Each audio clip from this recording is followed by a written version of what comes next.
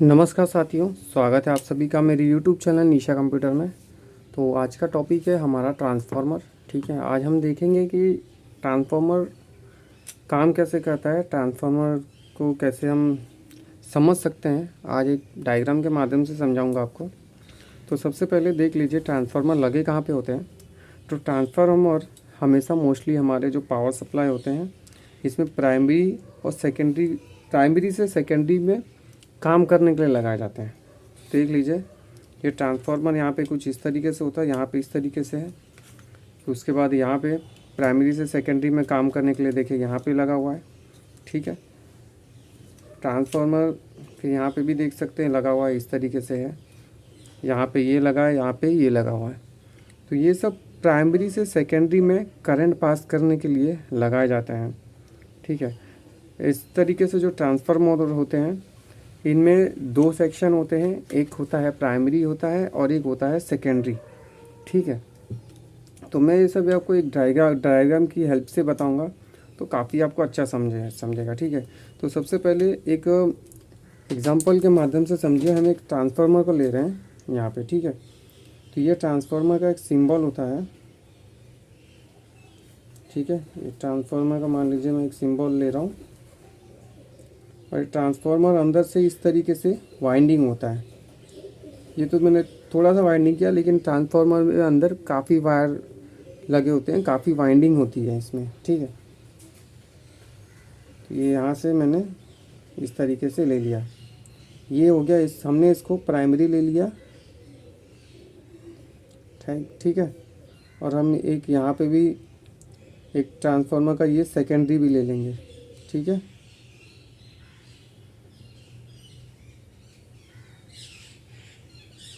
यहाँ पे भी है, इसी तरीके से अंदर से वाइंडिंग रहता है।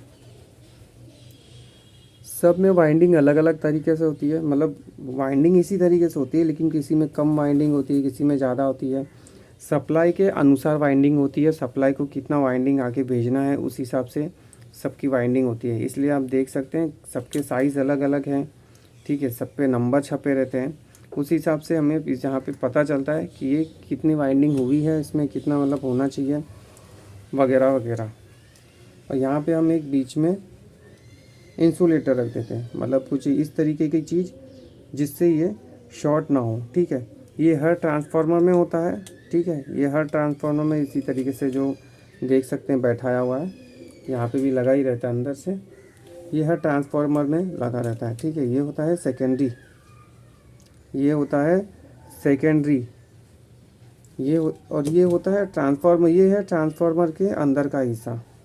ठीक है, ये है ट्रांसफार्मर के अंदर। तो ट्रांसफार्मर अंदर से कुछ इस तरीके से, एक एग्जांपल के माध्यम से समझ लीजिए, ये इस तरीके से ही होता है।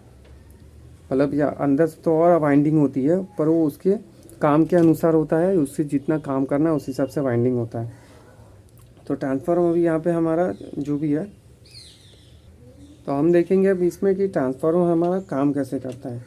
ठीक है, तो ये तो हम आप समझ गए कि ये ट्रांसफार्मर होता है ये हमारा। ठीक है, तो अब हम मान लीजिए यहाँ पे मैं एक स्विच लेता हूँ। ठीक है, एक स्विच लेता हूँ प्राइमरी का।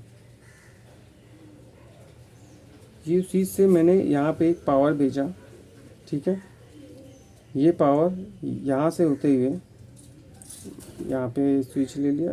ठीक है, इसके दो पिन लिखे, और ये यहाँ से होते हुए, मैं ये सिर्फ एक डायग्राम के माध्यम से समझा रहा हूँ ताकि आपको इजीली समझे। और ये यहाँ से होते हुए इसके दूसरे पॉइंट से जोड़ रहा हूँ, यहाँ पे स्विच दे रहा हूँ। ठीक है, और अब मैं यहाँ पे इसके सेकेंडरी को ले रहा हूँ। ठीक है, और यहाँ पे एक सेकेंडरी को मैं खींच रहा हूँ और यहाँ पे एक बल्ब लगा दे रहा हूँ। ठीक है, एक मान लीजिए यहाँ पे मैंने समथिंग में एक बल्ब लगा दिया। इसका ये एक पॉइंट है और ये दूसरा पॉइंट, और ये जो दूसरा पॉइंट है मैं इसे यहाँ से जोड़ दे रहा हूँ। ये हमने एक यहाँ पे बल्ब ले लिया। ठीक है, मेरा ड्राइंग थोड़ा सा ख़राब है, उसके लिए सॉरी। तो ये हमने एक बल्ब ले लिया। ठीक है, तो ये काम किस तरीके से करेगा, जब भी हम इसे ऑन करेंगे यहाँ से, तो ये क्या करेगा, करंट जनरेट करेगा और ये करंट होते हुए जाएगा प्राइमरी के फर्स्ट पिन पे, और ये फर्स्ट पिन क्या करेगा, यहाँ से करंट ये होते हुए इस तरीके से पूरे इसके जितने भी गोल गोल जितनी भी वाइंडिंग की होती है इसके वायर में, ये इस तरीके से यहाँ से घूमेगा। ठीक है, ये इस तरीके से यहाँ से इसी तरीके से घूम घूम के यहाँ से होते हुए फिर ये यहाँ पे जाएगा और फिर वो यहाँ से होते हुए चला जाएगा। यहाँ से हम एक करंट छोड़ देंगे। ठीक है, मान लीजिए यहाँ से करंट आ रहे हैं, ये जैसे करंट आएगा यहाँ पे जुड़ेगा और ये करंट क्या करेगा, जुड़ के यहाँ से ये पूरा घूम घूम के इस तरीके से घूमेगा यहाँ पे इसके प्राइमरी में, और ये होते हुए सेकेंडरी में जाएगा। ये यहाँ पे नहीं जाएगा क्योंकि बीच में इंसुलेटर लगा है। इंसुलेटर मतलब ये बीच में ऐसी कुछ चीज़ें धातु लगाई जाती है जिससे ये एक दूसरे में शॉर्ट ना हो सके। ठीक है, इसीलिए इनको बीच में लगाया जाता है।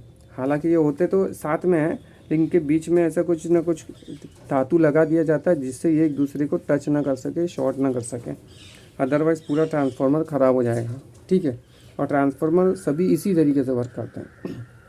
तो ये क्या करेगा, ये जितना यहाँ पे घूमेगा और जितनी स्पीड से यहाँ पे घूमेगा उतना ही ये अपने आसपास में एक मैग्नेटिक फील्ड बनाता है।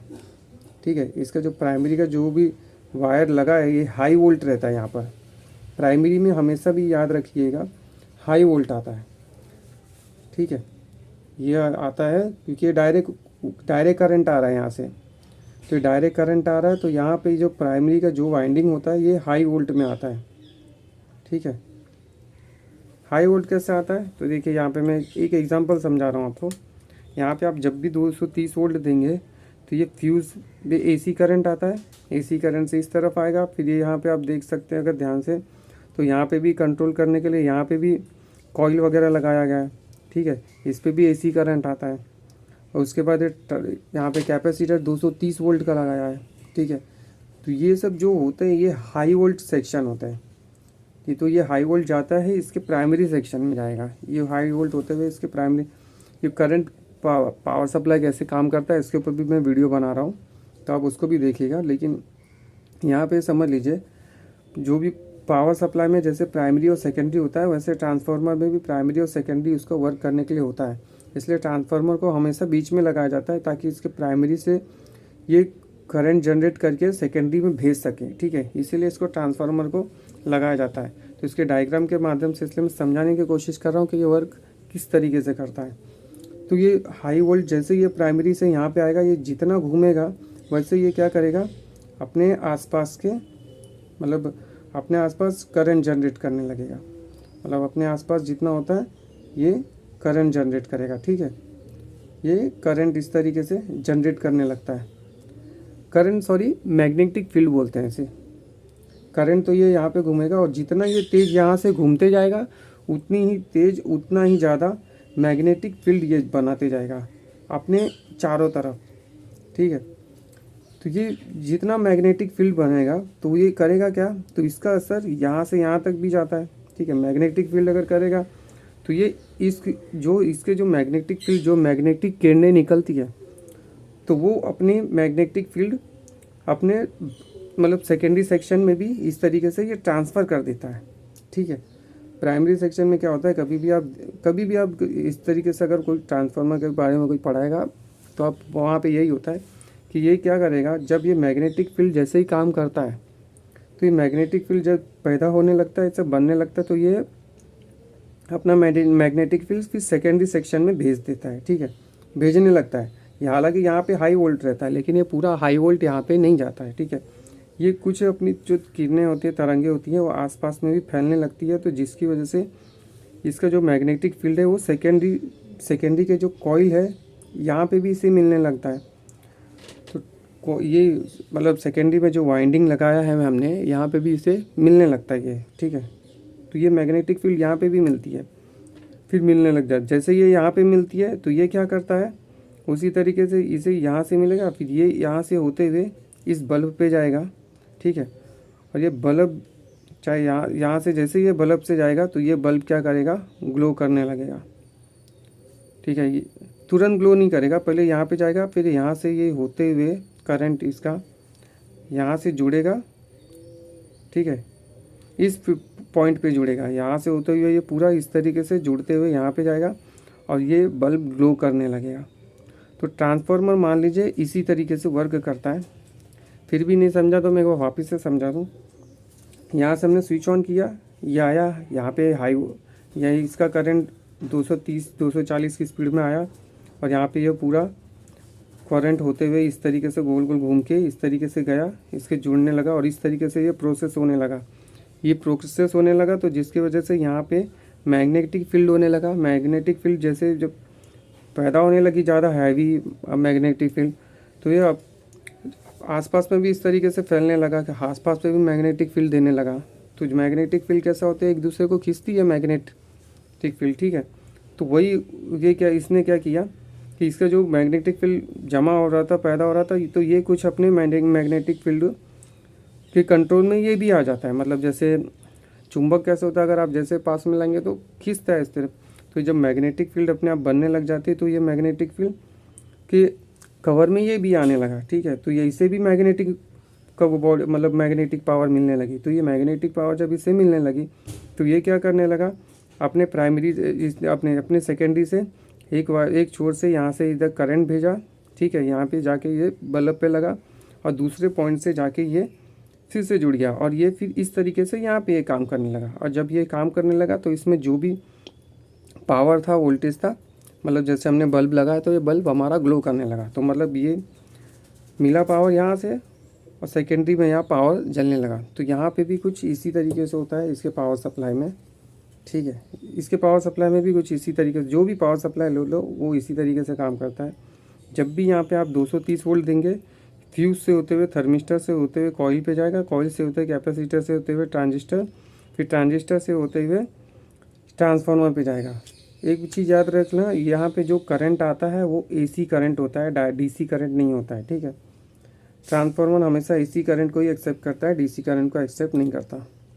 तो इसके प्राइमरी सेक्शन पे एसी करंट आता है, ठीक है। फिर ये क्या करता है, एसी करंट को जनरेट करता है, मतलब यहाँ पे मैग्नेटिक फील्ड बनाता है और मैग्नेटिक फील्ड बना के ये सेकेंडरी के जो वाइंडिंग होती है उसको भी मैग्नेटिक पावर देता है। वो मैग्नेटिक पावर क्या करता है, वो यहाँ से होते हुए ड्यूल डायोड से फिल्टर होके, ठीक है, कैपेसिटर पे जाता है। मतलब इससे जितना वोल्टेज चाहिए, जितना करंट चाहिए वो यहाँ पे जनरेट होने लगता है और जिसकी वजह से यहाँ पे 12 वोल्ट पास होता है। 12 वोल्ट जब पास होने लगता है तो हमको, ये तो एक एग्जांपल है कि एक 12 वोल्ट हमारा पास हुआ, ठीक है। तो वो ये क्या करता है कि इसी तरीके से वर्क करता है ट्रांसफार्मर, ठीक है। यहाँ पे ये कुछ इस तरीके से जो मैंने 12 वोल्ट बताया वो यहाँ पे ये हो गया, ठीक है, हमारा फ्यूज़ हो गया। बाकी ये वर्क इसी तरीके से करता है। तो मुझे उम्मीद है कि आपको इतना तो समझ में आ चुका कि अब ट्रांसफार्मर काम कैसे करता है। हालांकि ड्राइंग समझ में आ गया होगा आपको, ठीक है। तो ट्रांसफार्मर को अब चेक कैसे करना होता है कि ट्रांसफार्मर हमारा में वर्क कर रहा है या नहीं कर रहा है, ये कैसे पता चलेगा, ठीक है। तो ट्रांसफार्मर को चेक करने के लिए देखिए सबसे सिंपल सा क्या होता है, ये वाइंडिंग होती है, ठीक है। तो ये वाइंडिंग होती है तो इसे चेक करने के लिए कैसा होता है कि मल्टीमीटर को हमेशा बजर मोड पे ही रखिए। बजर मोड पे रखने के बाद इसको इस छोर से इस छोर पे आपको बीप साउंड आना चाहिए। तो 1 मिनट,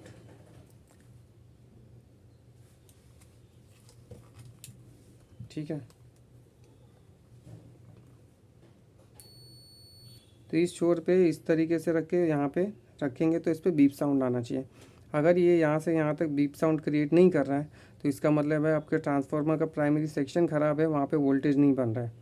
और अगर यहाँ पे सेकेंडरी में भी अगर ऐसा होता है कि मान लो सेकेंडरी में भी अगर आपका वर्क नहीं कर रहा है तो पता कैसे चलेगा सेकेंडरी का सेक्शन वर्क कर रहा है या नहीं। तो इसे इस तरीके से वायर पे मतलब वायर टच करेंगे तो बीप साउंड आना चाहिए। अब हम देख लेंगे इसका एग्जांपल। मान लीजिए मैं ये ट्रांसफार्मर उठा रहा हूँ, ठीक है। तो इसका प्राइमरी कौन सा हो गया, ये हाई वोल्ट हो गया। यहाँ पे कैपेसिटर वगैरह निकाल दिया गया है। चलिए मैं इसे ले लेता हूँ, आपको समझने के लिए अच्छा पड़ेगा, ठीक है।